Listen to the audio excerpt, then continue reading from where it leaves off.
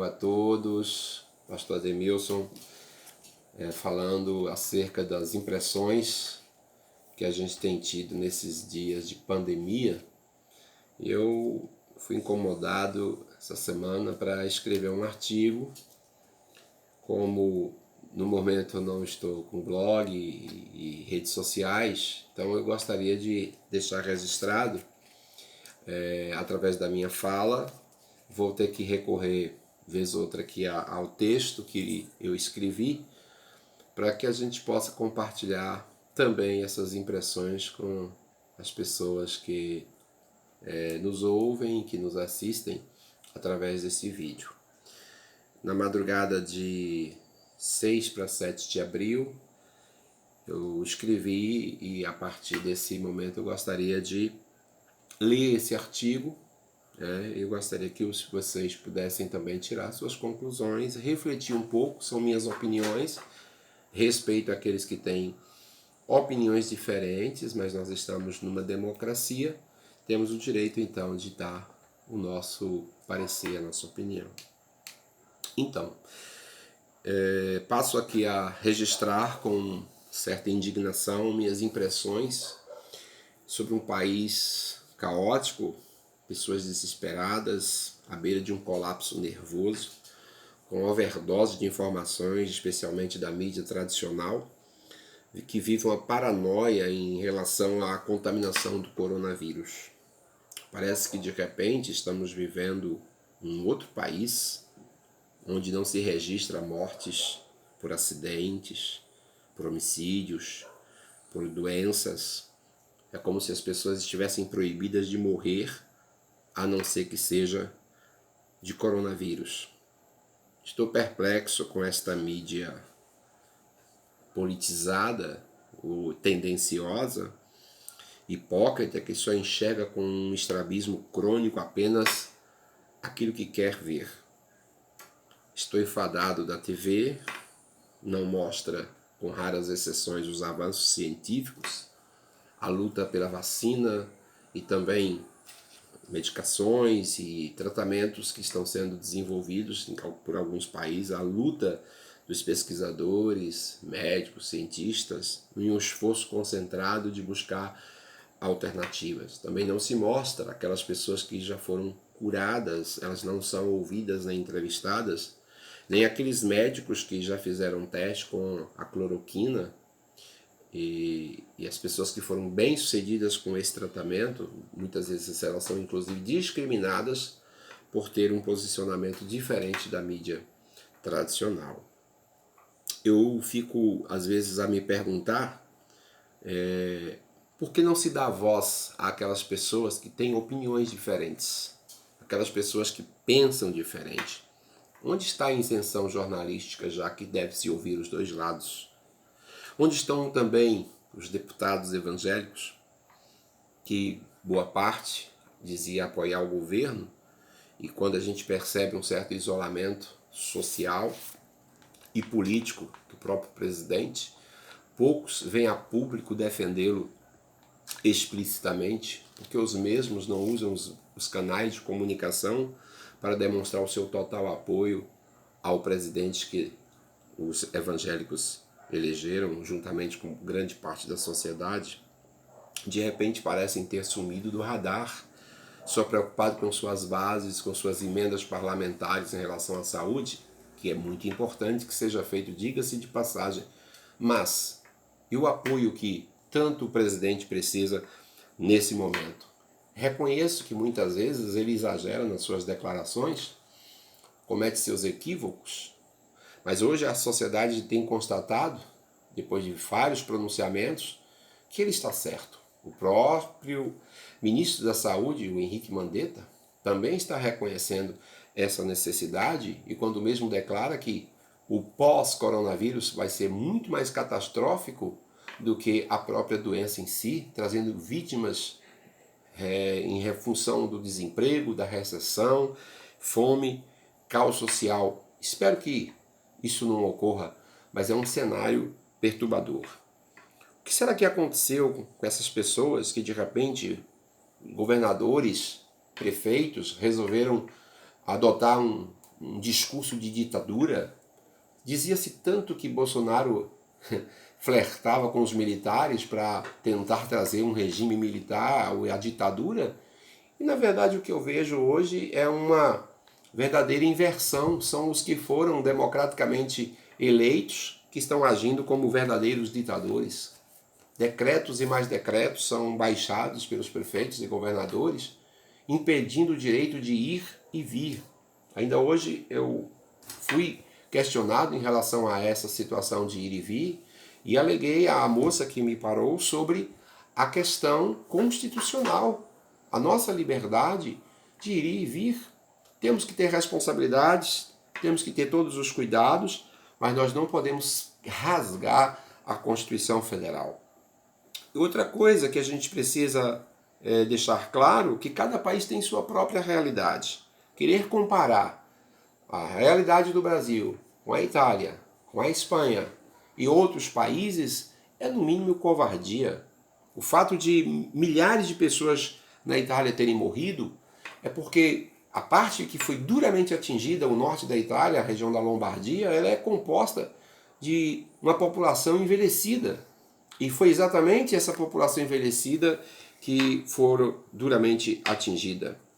De repente estão subestimando a nossa capacidade de pensar e de refletir acerca do tema. É como se os brasileiros não tivessem condições de refletir e tirar suas próprias conclusões. Então, não há transparência, não há honestidade nessas reportagens jornalísticas.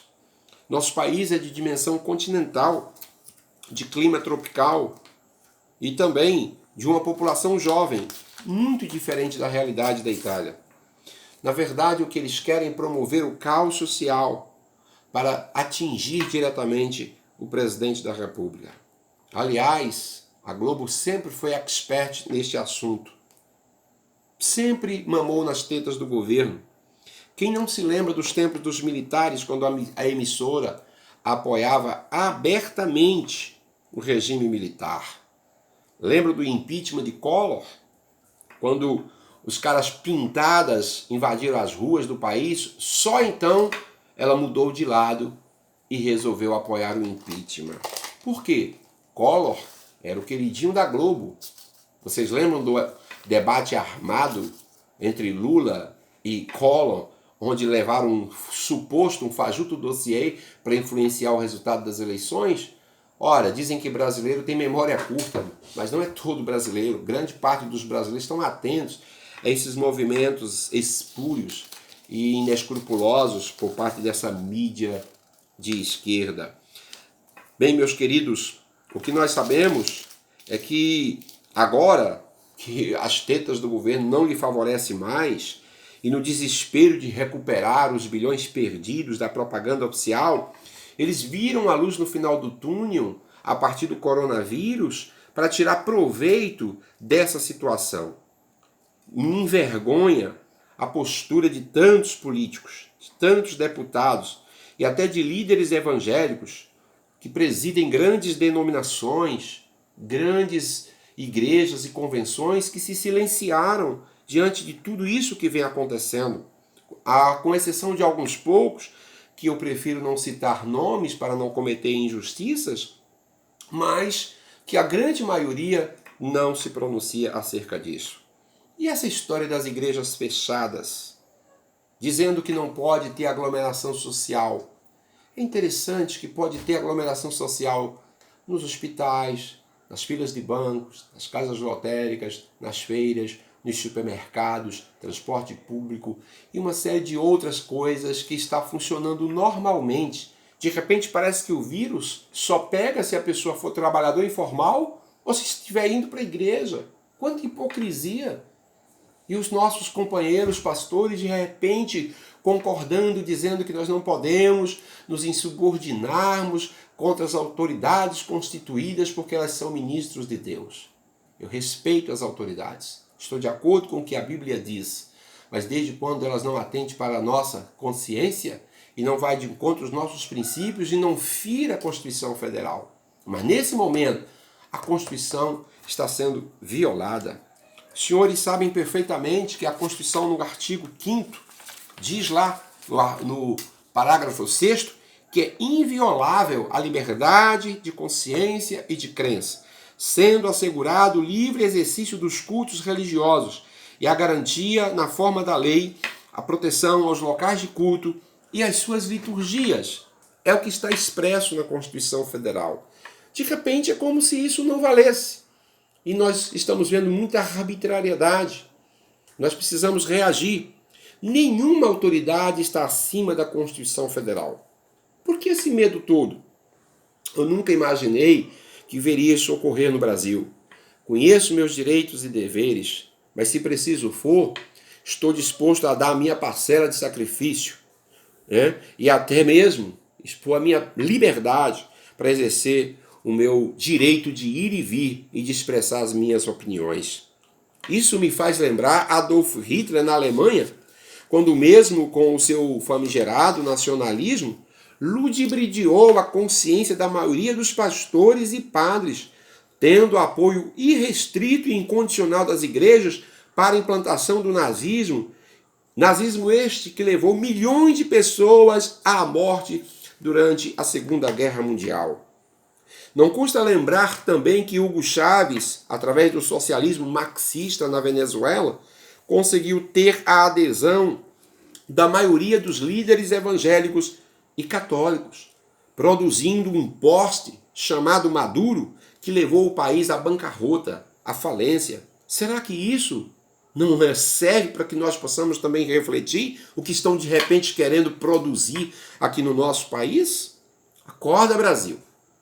Não serei adestrado nem pela imprensa e muito menos por esses políticos inescrupulosos. Tenho o direito de discordar, sim, de assumir os riscos da minha decisão. Gosto de ponderar, examinar, reter o que é bom. Fui ensinado pelo apóstolo São Paulo a ter um comportamento semelhante aos crentes bereanos.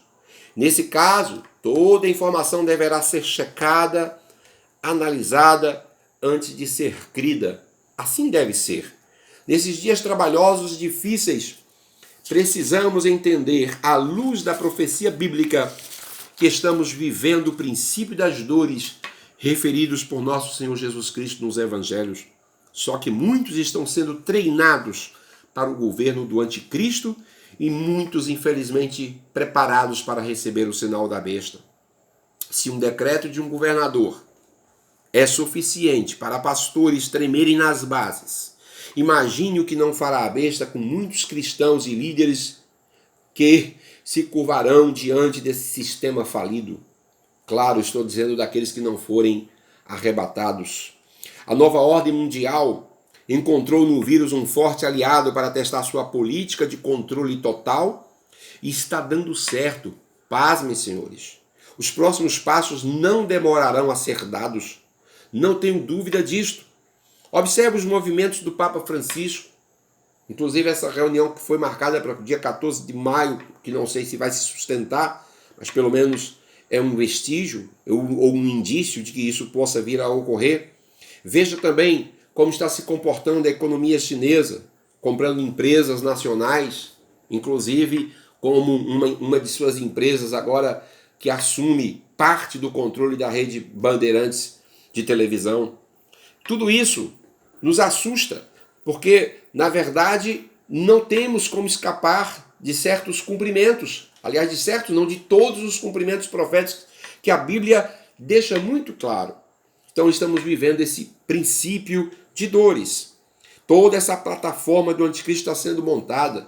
China e Rússia se unindo para o protagonismo final na história. Parece que muitos estão lendo a Bíblia de cabeça para baixo, ou simplesmente não querem crer no óbvio, naquilo que vai acontecer ainda nessa geração. Bem, eu já disse bastante através deste texto, desta reflexão, e desde imprensa, passando pelos políticos e até mesmo lideranças evangélicas. Espero que as pessoas entendam o meu posicionamento, até porque a Bíblia diz que os maiores inimigos do homem são os de sua própria casa. Infelizmente, às vezes, aqueles que nos perseguem estão dentro da nossa própria religião, do nosso próprio sistema por não entender a necessidade de termos posições firmes. Estou preparado para ouvir críticas, sim, desde que elas sejam construtivas. Estou pronto para ser realmente questionado. Não faço essa declaração em busca de aplausos e nem de apoios de muitos que sei que não virão. Mas sei que esse é o preço da liberdade. Minha consciência não está à venda. É preferível a perseguição por defender a verdade à omissão dos covardes que se calam para manter a política da boa vizinhança. Termino esta minha declaração com a expressão dita pelo reformador Martinho Lutero, quando foi convocado pela Cúria Romana para depor e se retratar.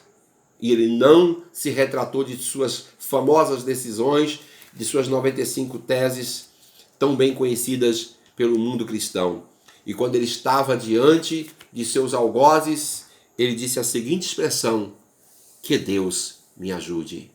Um grande abraço a todos, fiquem na paz do Senhor.